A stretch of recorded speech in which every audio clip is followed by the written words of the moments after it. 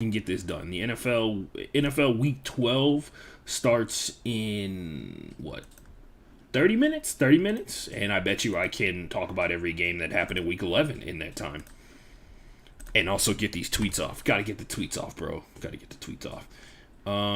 Me versus time.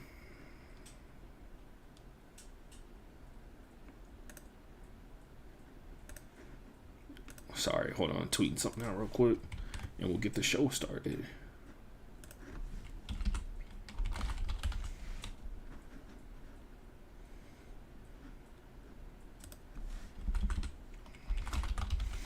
Ashton is reviewing.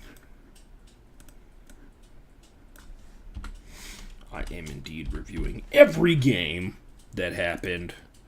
NFL Thanksgiving, NFL football. Oh, by the way, hashtags are not working like they normally do on Twitter. Just putting it out there. Anyway. Can we go together? Anyway, let's get this tweeted out. Let's get it popping. On it started. Also been figuring out that apparently with the way my Twitch is set up, I can't mute my microphone before I play the intro. So we're just gonna play it here. Getting it started in 3, 2, 1.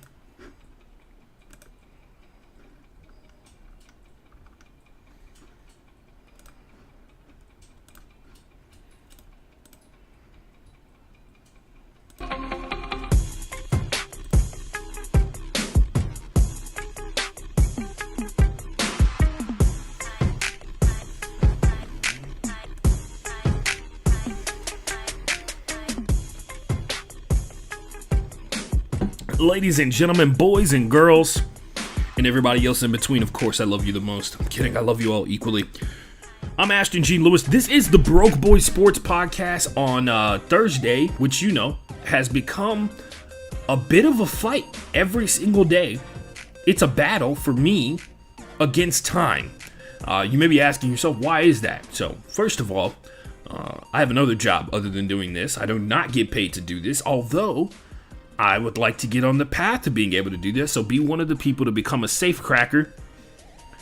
Follow me on Twitch or on YouTube. Subscribe on YouTube. Like and subscribe, bro, before the video gets started. And, you know, maybe one day this will be a full-time job, and I'll be one of those people who is posting NFL review podcasts the day of NFL Sunday or on Monday morning, you know. Until then, for me to be able to watch all the games and be able to talk to you about it, I gotta take some time, get in the lab, guys, and cook up some takes by myself. Anyway, hit me up on social media.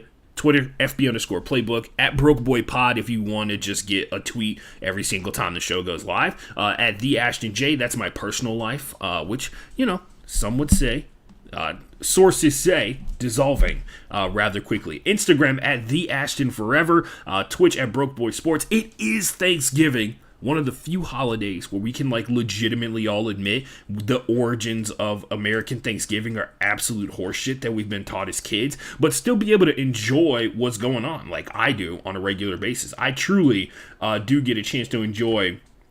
I get the chance to enjoy the fact that I get to be around the people that I love the most, even though I honestly have been having such a bad week that I've actually or having such a bad couple of weeks. They actually don't even want to do that. But I'm still going to do it. One, for the people that I care about and love. And as you can tell, I've had to logic this out in my brain and everything like that. But yeah, about the people that I love. And because, like, you know, it only happens like once a year or whatever. But I'm one of those people that, as you guys know, with the way that my employment history works, not sketchy. Honestly, not even sketchy. Usually, this is just around the time where I don't have a job, like during the year. So it's a regular thing that happens, but it's all because of the industry that I work in. Anyway, it's not like a legit reason, but it is the reason for me. We have a lot of things to talk about, and it's 10:59 on my clock here, which means it's probably 11 for some other people. Shout out to the people who've been waking up at 4 a.m. to watch the World Cup. I did it and risked it for one day, and that one day just so happened to be the most exciting day because I was like, man, I got to watch Messi in his last group play game, and then all of a sudden, boom, here we go. He's out there on and popping, and then they get shit on by Saudi Arabia in probably one of the greatest keeper performances I've ever seen. The only goal scored by Argentina was off of a penalty. So that was impressive. Team USA looked a little sus, not going to lie. First half, they had all the energy in the world, and they overwhelmed Wales rather quickly. And then Gareth Bale, being Gareth Bale, one of the best Welsh players ever, maybe the GOAT himself, you tell me in the comments. But he went out there and he got Team USA to give up one of the most textbook fouls in the history of soccer, if you've ever played. Back turn to the net, run up behind you, take you down, make any form of contact with your legs, and he goes down. He gets a penalty off of it. Team USA then they're frantic the entirety of the second half. They're really struggling to string plays together like they were in the first half, but now they don't have all the energy they had in the first half to be able to string those plays together and hustle as hard. Anytime Wales got the ball inside of the box, it looked like Team USA had no idea what they were doing. So, they're playing Team USA. They're playing the Three Lions, England, on Friday, Black Friday. Everybody's been talking about it. Everybody's hyped for it because, as usual, there are like a series of jokes that go along, which the time we live in where we have Hamilton that just basically makes King George seem like an idiot and like a flurry of other people we make fun of kind of deal. We live in a time now, right? We live in that time now, and it's very funny because when England and the United States of America play each other, it becomes like, oh, remember that one time we beat you guys like a long time ago, and like, when we declared our independence and anyway, different time, different ways, different life. Anyway, Raheem Sterling. Look, Martin, former co-host of this show, thinks that it's going to be a 2-2 tie. 2-2 would be amazing to me because the backline defense for Team USA looked a little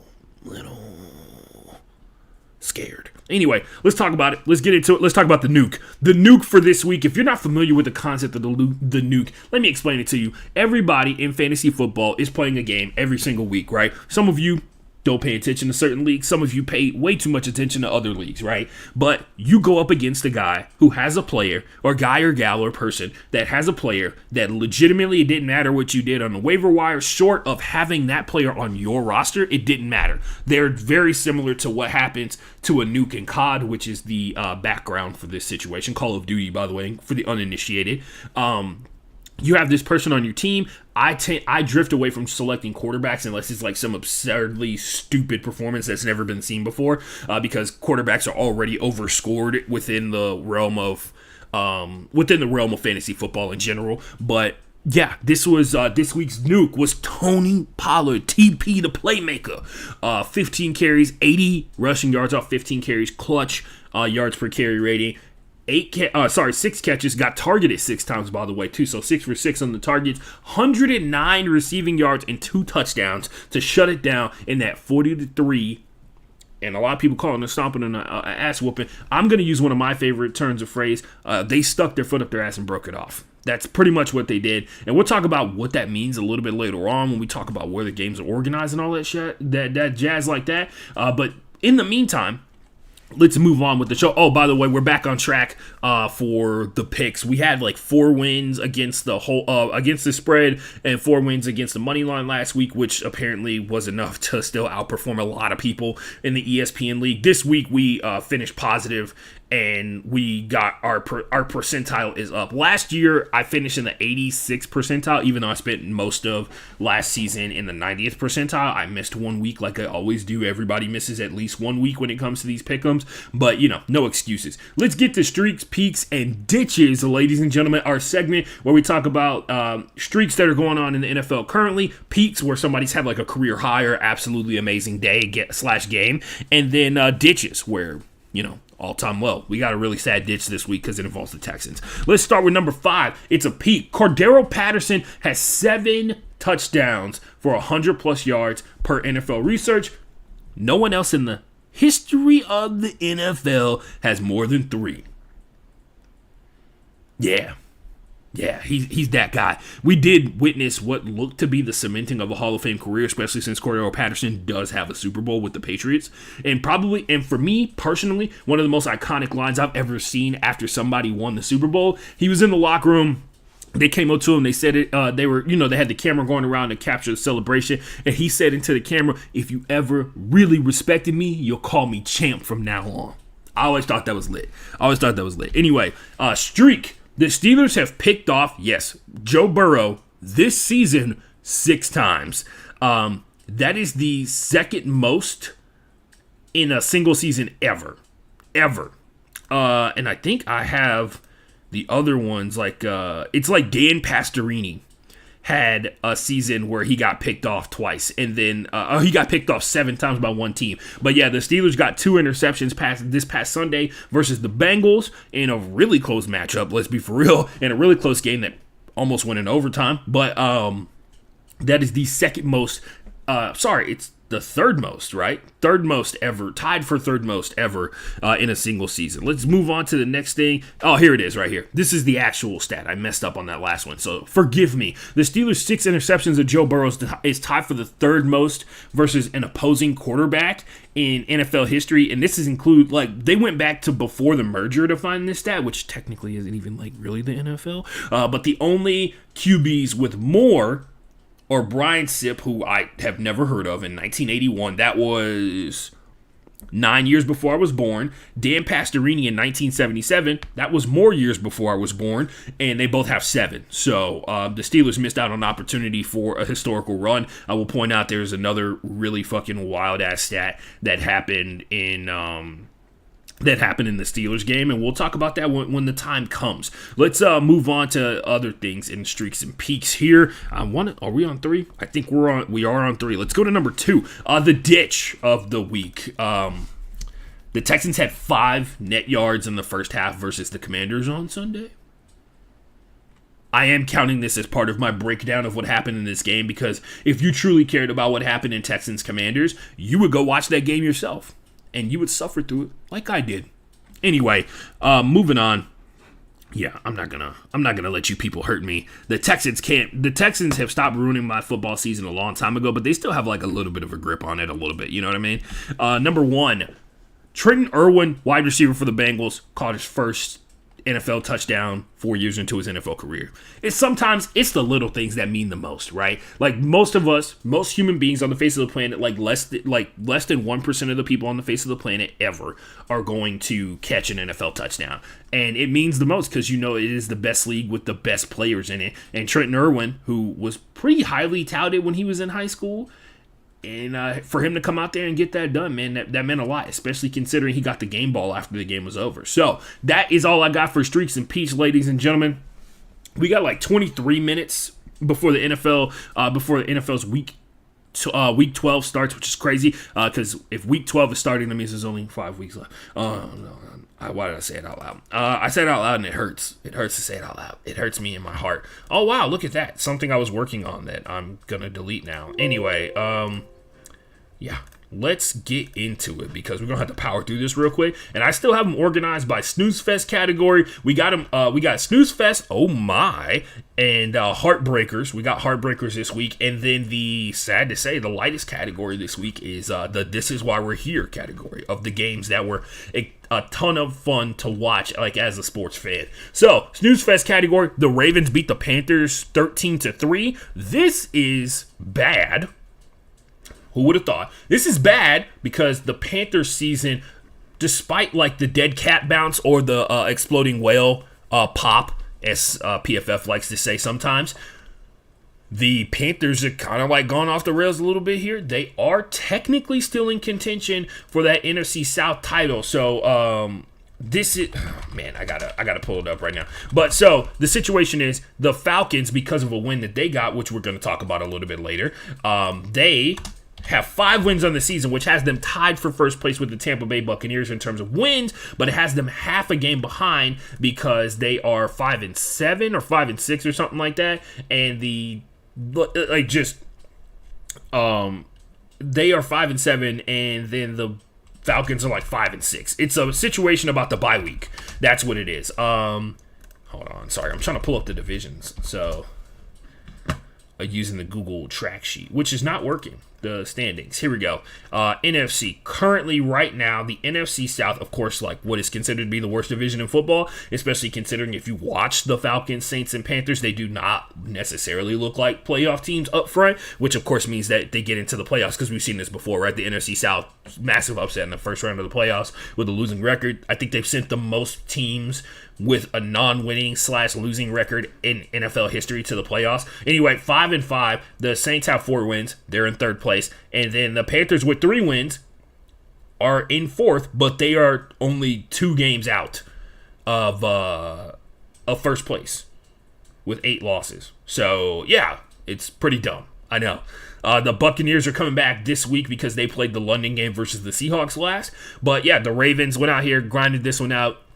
A lot of this one was on Lamar Jackson going out here and cooking a little bit. This is one of those times where you remember that the Ravens just still don't have that one wide receiver they need. Rashad Bateman looked like he was about to have a breakout season, then he got put on season-ending IR. So now we're basically back to square one. It's almost like they need to, get more than one good wide receiver or something like that. Anyway, the Ravens won 13-3. The Panthers, like they have all season, their defense has not collapsed yet. So they went out there and they played an amazing game. And the offense, led by Baker Mayfield, could not muster a single touchdown, which I think is the 4th out of the 6 starts that Baker Mayfield has had this season where they have not scored a touchdown off the top of my head. Speaking of Snooze Fest, this is a game that, look, I'm going to be honest with you guys. This is the trust tree. We're all in here together. You believe in me and I believe in you. I didn't watch this game. So, Patriots 10, Jets 3. Hopefully you will forgive me when it's all said and done.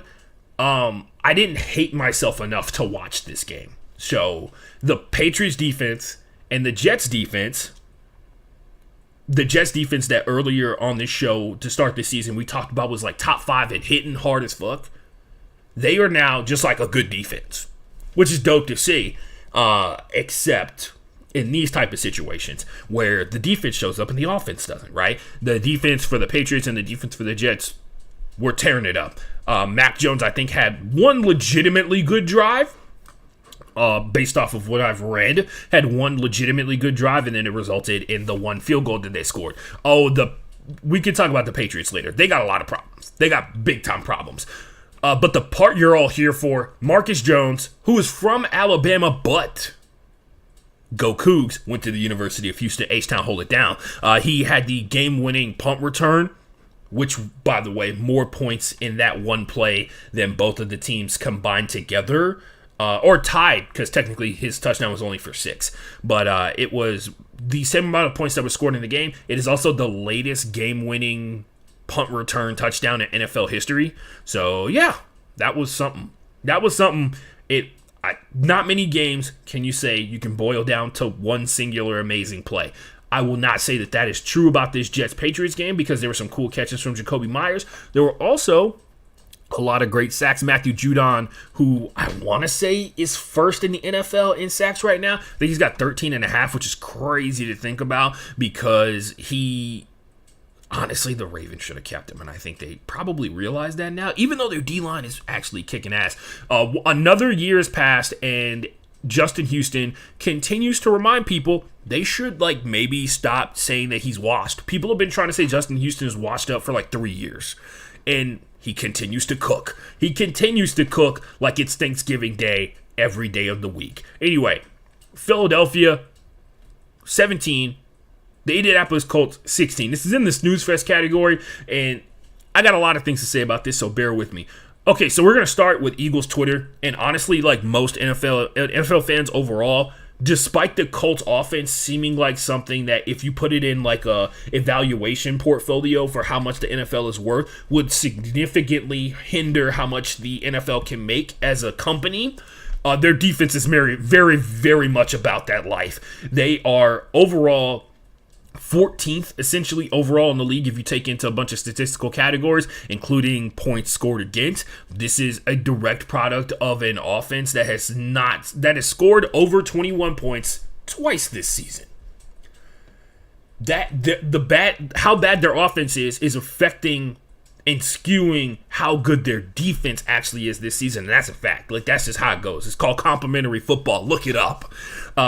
This season, Zaire Franklin, DeForest Buckner, Grover Stewart, Kenny Moore, and, oh, by the way, Stephon Gilmore's back, and nobody's really talking about it. The ghillie suit is back, baby.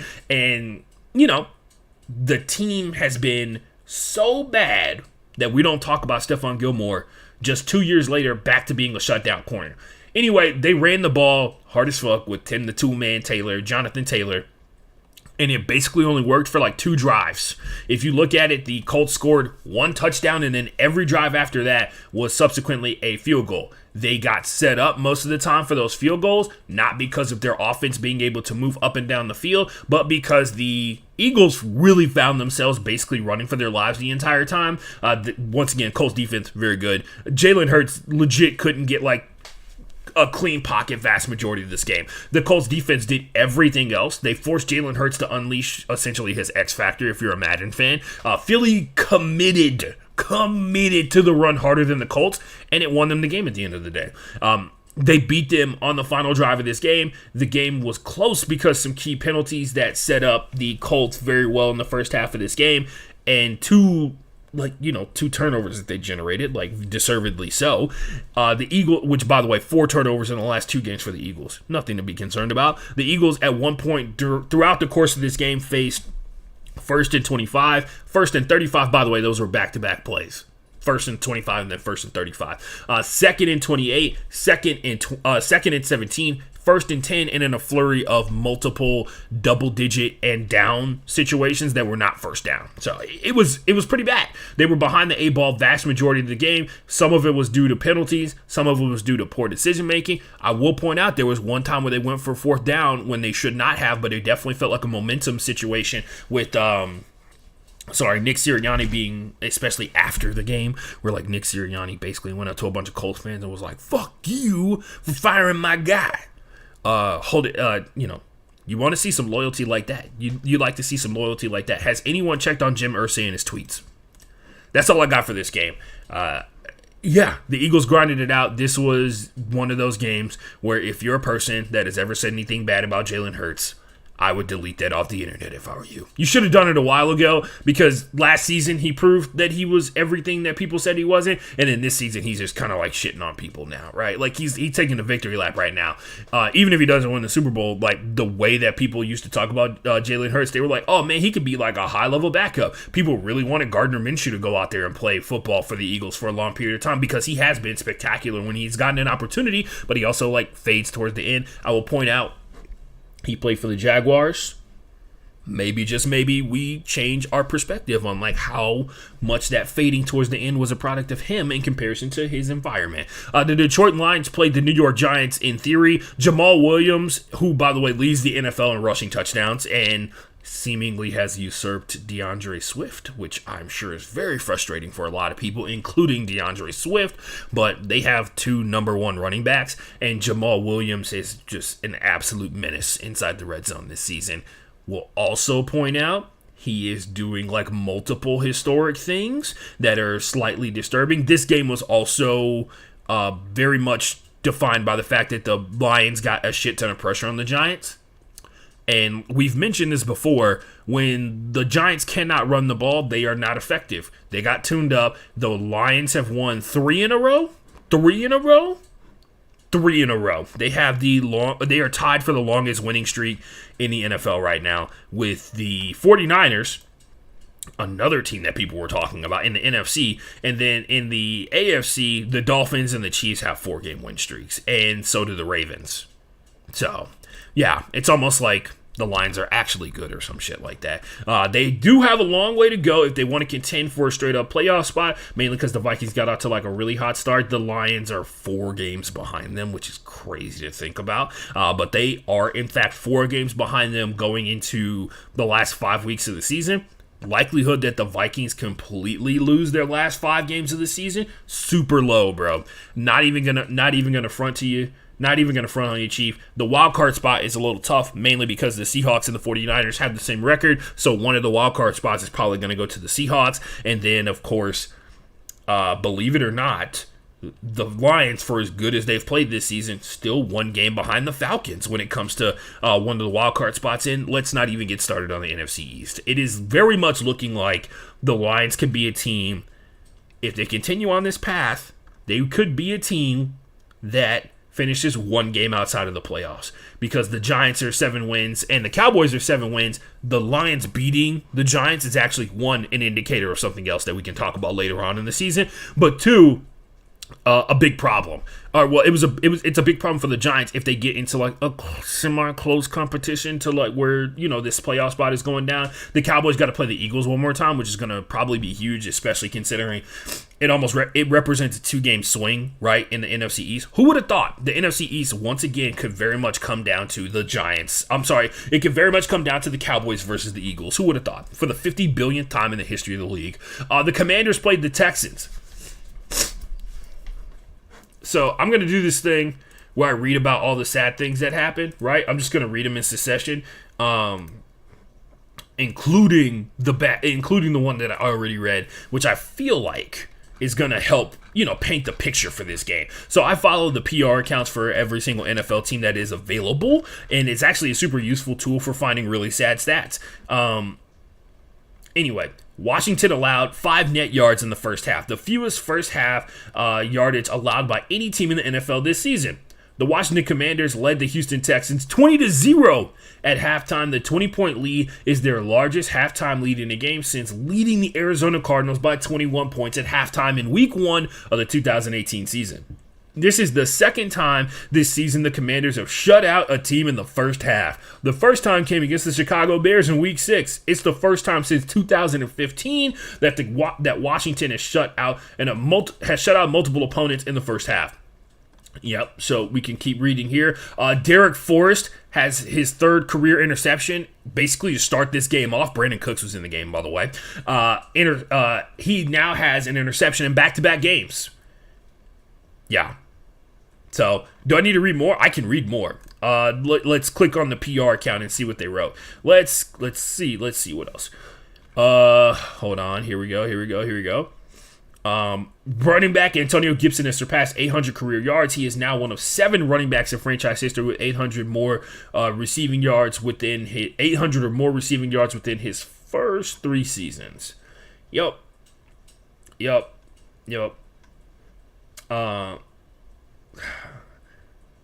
Washington is currently the only NFL team that has multiple interior defensive linemen who each have 5+ sacks on the season, which, by the way, is a product of things that happened overall this year, not necessarily versus the Texans. I will point out Montez Sweat did have a multi-sack game in this one, so he had 2 when it was all said and done. Him and Max Crosby turned up this week. Like it was pretty amazing to watch both of them. But yeah, the Texans. This how bad this game was. Davis Mills is now pulled from being the starting quarterback for the Texans, which is really weird for a team that we all very much know is trying to do a military exercise, if you will. And Davis Mills was doing a good job of helping making sure that happened, and now he's being pulled for Kyle Allen, who, yeah. Anyway, we'll talk about Kyle Allen tomorrow when we do a preview for the rest of Week 12. The oh my category, where we talk about games that have a shocking result and what that shocking result means. The Cowboys played the Minnesota Vikings. Kind of. Well, the Cowboys played. The Vikings didn't. This was a direct product of a shit ton of pressure from the Cowboys the entirety of this game, which is one thing that this season has been almost like a fight, almost like pulling teeth, to have a team have consistent pressure throughout the course of a game. It's almost impossible to see that happen. There's one thing that I wanted to point out about this game that I thought was really interesting and did not help the case of the Minnesota Vikings. So, 3 of the last 4 games for the Cowboys, they've given up 200 rushing yards. The Vikings ran the ball 17 times. And I get it, the game gets out of hand and all that kind of stuff like that, but it seemed like the obvious game plan was to come in here and commit to the run, especially since Dalvin Cook is very good at making the run commit worth it. That didn't happen in this one. Also the turnovers. Also Tony Pollard killed their defense up the middle. Like that was the bad part. When the speed back is killing you up the middle, that's a tough one. The Buffalo Bills, by the way, Absolutely beautiful reception from Tony Pollard on one of his touchdowns. Ran a wheel route, got the edge on the DB, and accelerated like he was a wide receiver, because he was when he was in college. The Buffalo Bills played the Cleveland Browns, and this is in the oh my category because it goes into the one of many one-possession losses by the Cleveland Browns this season, thus proving that they are a playoff caliber team because this is one of the best teams in the NFL.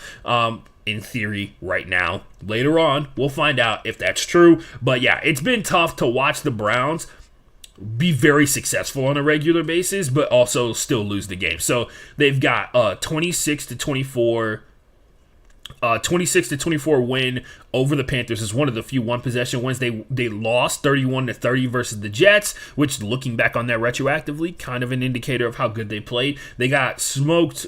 They smoked the Steelers 29-17. They have another one possession loss, 23-20 versus the Atlanta Falcons, who doing pretty well this season. And then they followed that one up with a 30-28 loss. That's 3 versus the LA Chargers. They lost pretty badly to the Patriots 38-15, which is kind of weird.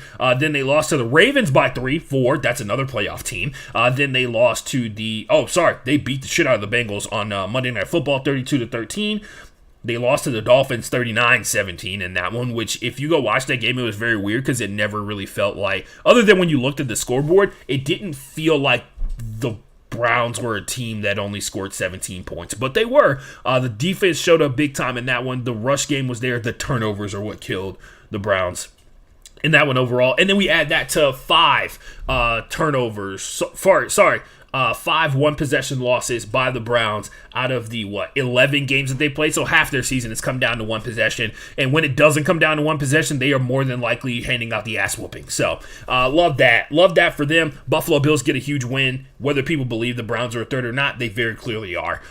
Anyway, heartbreaker category. This one has a multitude of reasons. The Saints played the Rams 27-20. This was a heartbreaker because it feels like it's a totally new low for the Rams, who are in a really tough division overall. The selling of your soul last season has come to full fruition here. I've seen now multiple articles about how the Rams just need to completely shut it down because they have literally nothing to gain. They are not fighting for draft positioning whatsoever. They need to because the offensive line is so unviable for a quarterback to be successful, right?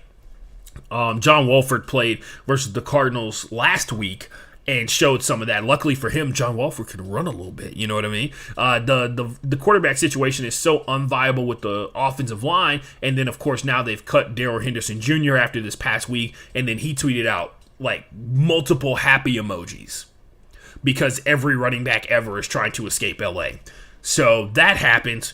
Now losing to a multitude of teams in pretty embarrassing fashion. In particular, that 49ers game was pretty brutal, where it was a 3-point game, and then they lost by 3 possessions or 3 touchdowns when it was all said and done by the end of the fourth quarter. The Saints 27-20 in this one. Andy Dalton cooks up another dub, which, by the way, the inconsistency of the Saints has been their absolute undoing, because it doesn't seem like the inconsistency is dependent upon the opponent. It 100% comes off like it is related to the team as a whole, like the team's effectiveness and the team's ability to execute plays, which is weird. The Falcons played the Bears. This was in the oh my category because it was actually really brutal to watch what happened to both of the quarterbacks in this game. Marcus threw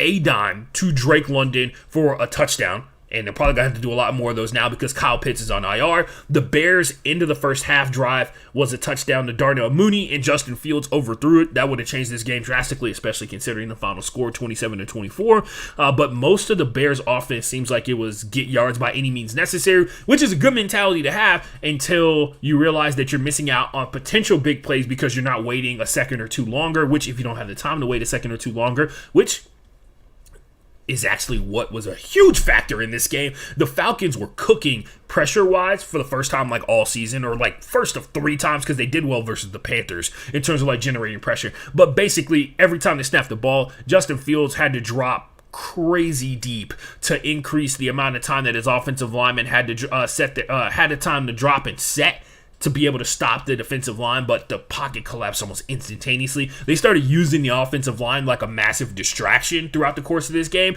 which I thought was really funny for a multitude of reasons, because they were like, look, the least you guys can do is make the big guys run that way. Cole Kmet had a killer game. He also had like a fire-ass one-handed catch that, if you haven't seen it, do yourself a favor, go check it out. He gets hit by AJ Terrell while making the one-handed back shoulder catch in the middle of the field, which, we can talk about ball placement later, but Justin Fields continues to improve. It is kind of scary. The Bears defense actually showed up this week, and they did for the first time since they held the Patriots to 14 points. It felt like they came out there and they did their thing. They played pretty well up front against Marcus Mariota. The run game for the Falcons, although in the second half, did absolutely murk them. Cordero Patterson looked like he locked up a Hall of Fame career in the course of this game because of that 107-yard touchdown off of a kickoff return. He was a better wide receiver than Devin Hester, in my opinion, and he legit switched from wide receiver to running back and became a starting caliber running back in the NFL. I feel like he kind of locked it up, and he's a Super Bowl champion. Feels like it. The Falcons offense didn't score a touchdown after they scored the first touchdown of the game on their first drive to Drake London until the end of the third quarter, with legitimately a minute and 20 something left on the clock. And that would, they went most of the first quarter, all of the second, and most of the third without scoring a single touchdown in this game. The best their offense looked was the end of the first half play, where it was a 3-play drive to get within field goal range, and Younghoe Koo went out there and banged it through from it was like a 40-yard kick, but it was from the Chicago 32 or something like that. Kyle Pitts is done for the season, like I said before. Justin Fields and Marcus Mariota kind of got fucking cracked the entirety of this game, man. It was wild to see how hard these hits they were taking were, because it didn't seem like it was a great idea. It did not seem like it was a great idea for the play calls to summon up like, hey, let's run option read again. Let's run lead block right, especially considering it basically gives the D-line carte blanche every time Justin Fields has the ball, even if he gets rid of the ball before they get there, for them to hit him off of the option read, because none of the penalties got called for late hits or unnecessary roughness or anything like that, because Justin is running an option read offense, so he is a legitimate threat to be able to run the ball, and that has been established throughout the course of the game, so you're not going to get those penalty calls, and it showed up a bunch. I will say, Justin continues to improve. He converted an insane 3rd and 15 at one point, a key point during the game that scored the game-tying touchdown 3 plays later. He got 12 seconds after scrambling from behind the offensive line, who, by the way, the offensive line blocked really well on this play. He found Equanimeous St. Brown, who, just like his brother Amon-Ra St. Brown, they run like they're just skinny running backs, essentially, and he banged through for a first down that set up a touchdown 3 plays later for David Montgomery to tie the game up. The Falcons creeped down the field with the run game, essentially. They had 7 minutes left on the clock, and they decided, we're going to run Cordero Patterson, then we're going to run Tyler Algier, then we're going to run Caleb Huntley. They get inside field goal range, and the one true challenger to Justin Tucker's throne of the king of the kickers, Younghoe Koo bangs in a 53-yarder to win. 53-yarder, and I think his season high was 54, so it's crazy. Justin Fields has 0 game-winning drives, and he kept the streak alive in this one. They have 5 game-winning opportunities on the final drives this season, and they have come up with a loss every time. The Falcons got pressure with 4 vast majority of this game, so they were able to drop 7 into coverage.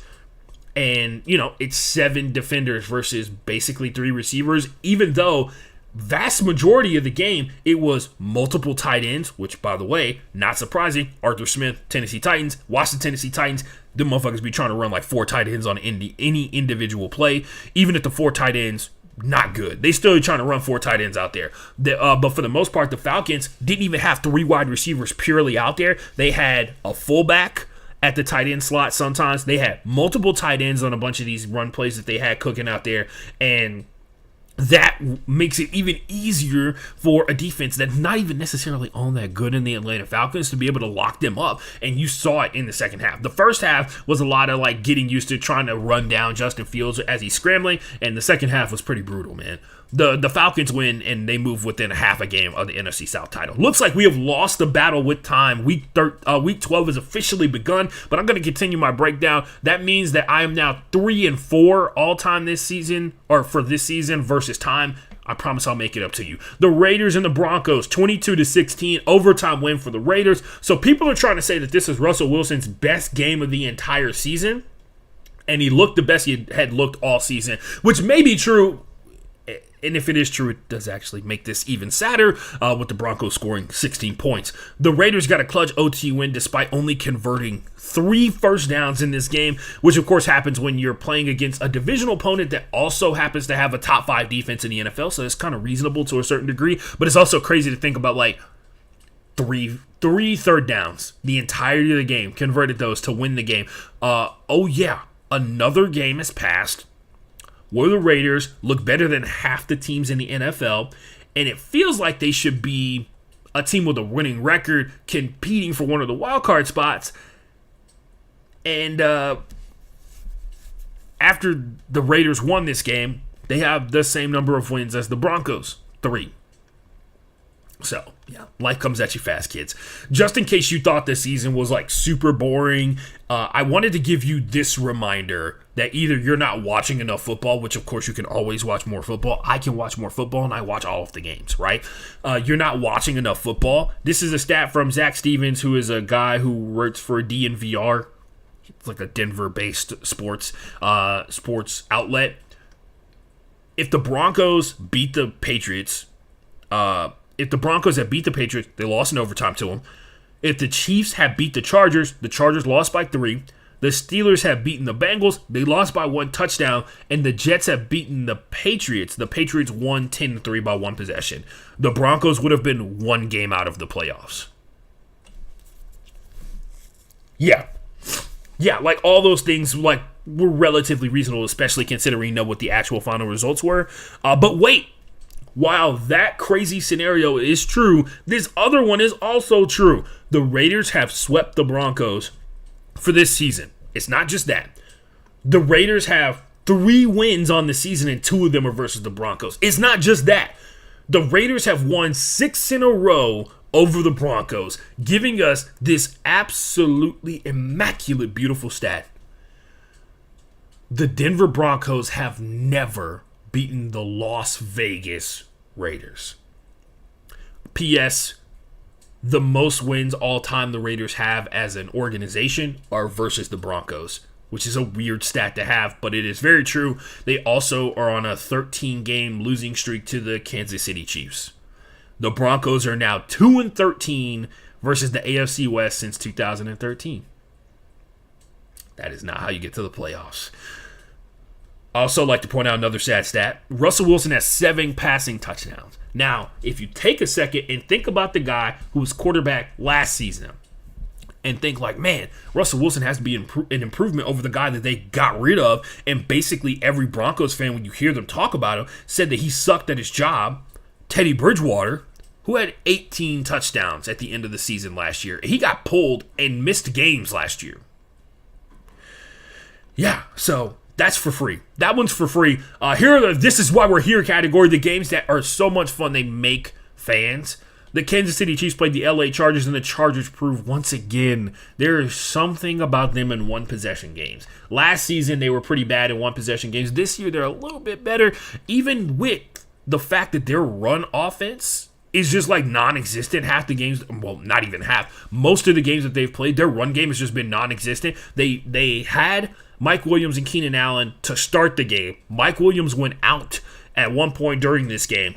They didn't have Gerald Everett, who has essentially been their 3rd or 2nd best wide receiver, depending upon the game, and in some cases, first, number 1 wide receiver in terms of passes. But they went out there, they cooked it up. The Kansas City Chiefs looked like they kind of just like kept it on moseying down the field.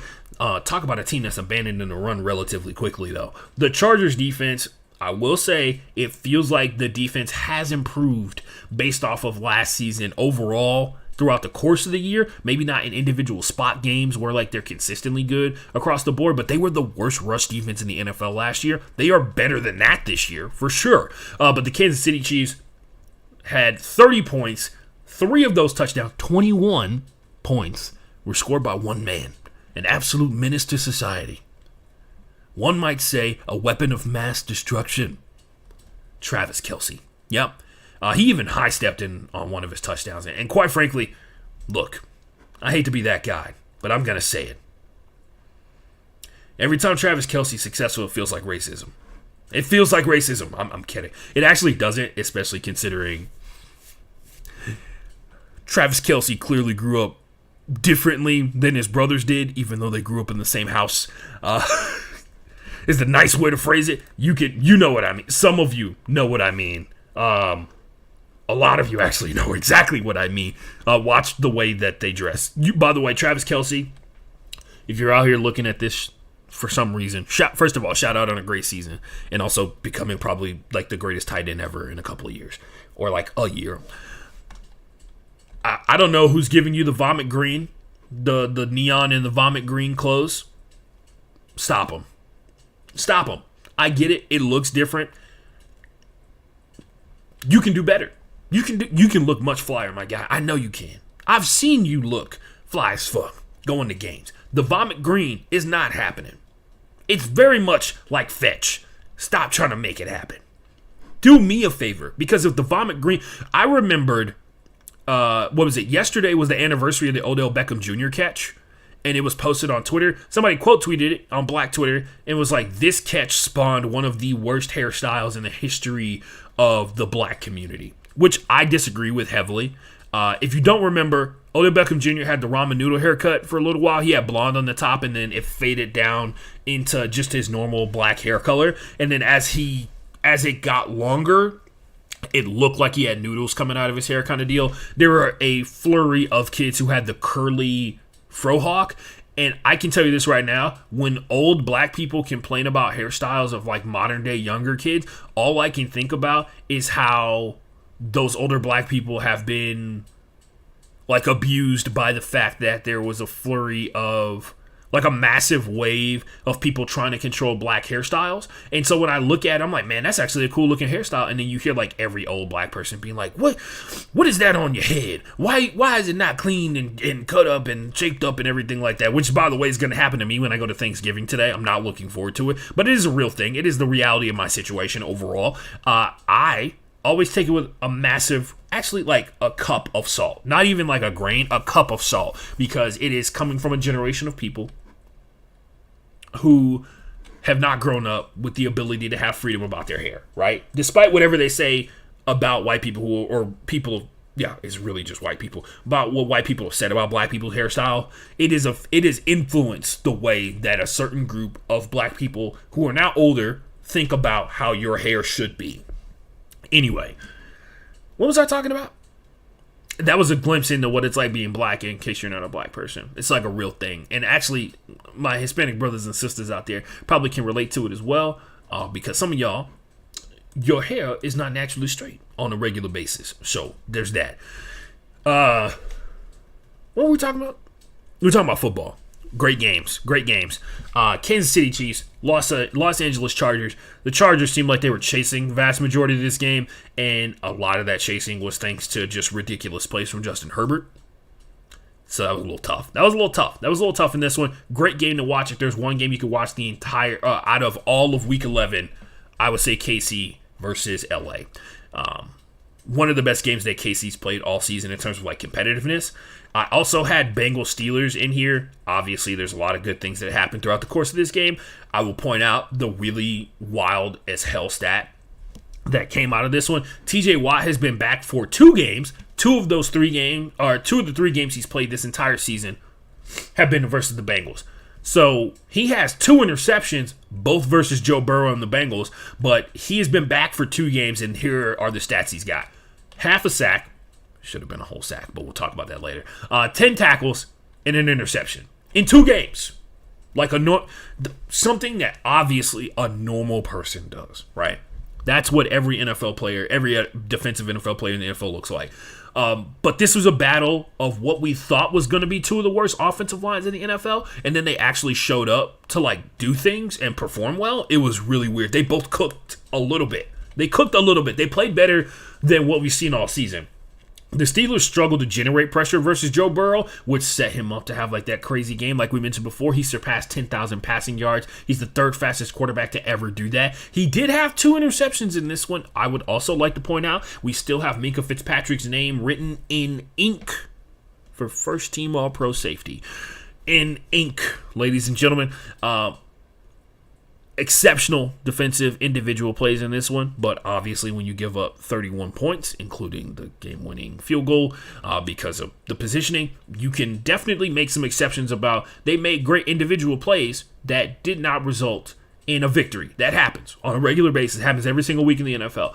The Bengals generated pressure because they're one of the best at doing that in the NFL. And then Kenny Pickett legitimately just killed him. He had a 155.9 passer rating against pressure from the Bengals. And it's almost like maybe, just maybe, he's good.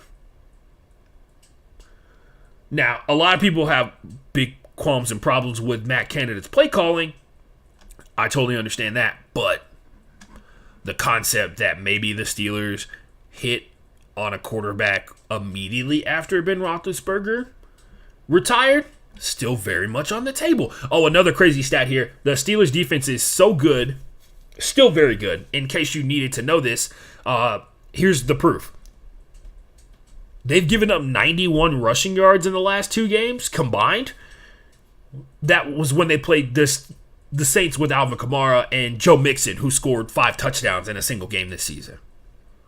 Yeah, that's crazy. To wrap this one all up, like I said, 10,000 plus yards. The crazy factor, the wild factor of that is, don't forget that he tore his ACL. So he probably could have been the fastest ever to 10,000 plus yards if he had gotten a chance to play his entire rookie season. Trenton Irwin gets the game ball, like we mentioned before, the little things that matter. It's the little things that you got to take great solace in, and then combine that with the fact that they won the damn game. That was pretty cool. Anyway, that's all I got. That's all the games from week 11 of the NFL season, and we lost by 14 minutes. Honestly, not the worst loss that we've ever had on this show in terms of effectiveness. And with that note, ladies and gentlemen, I wish you a very, very happy Thanksgiving. Thanks for checking out the show retroactively. Obviously, we're going to try and get the show out sooner, but Week 12 has begun. And tomorrow, I'll join you for the Broke Boy Sports Podcast right here on Twitch and on YouTube. And we're going to talk about all the wide, wide world of sports that's out there. A lot of action going on in the NBA. And then, of course, don't forget on Mondays or Tuesdays sometimes, like this week, we have the Challenge Podcast where I talk about the MTV's The Challenge, the show that they have. Check it out. It's a lot of fun for me. If you see me tweeting on Wednesdays, it is about that show, and honestly, it gets more engagement than my sports tweets, which is kind of sad because it means I need to cook up my takes a little bit better for sports. Follow me on Twitter, FB_playbook, at the Ashton J for my personal account, at Broke Boy Pod if you just care about like when the show goes live, or if you only want tweets about the podcast, follow me there. Follow me on Instagram and on TikTok at the same name. It's the Ashton, like it's typically spelled, forever. Spelled out forever. Wash your hands, wash your ass. Be kind. Oh, by the way, don't let anybody shame you about eating food today. Food keeps you alive. It's good for you. And honestly, we can all stand to have one day or a couple of days where we eat way too much food. It tastes good. It makes you feel good sometimes. And it's delicious. Nobody should be shaming you today. No matter what size you look like or no matter what size you are, today's a day that we've all agreed to not be dicks about eating food. At least most of us. Keep it up. Make sure you don't drink and drive, and do good. Do good.